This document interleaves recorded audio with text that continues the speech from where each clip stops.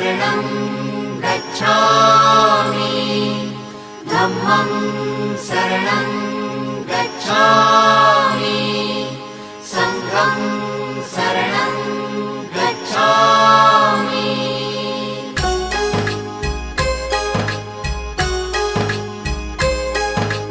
बुद्धं शरणं गच्छामि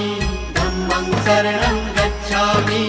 संघं शरणं गच्छामि। त्यागमूर्ती तू शांत चित्त तू योग रूप संसारी दया प्रेम अन मानवतेचे प्रतीक तुझी ईश्वरी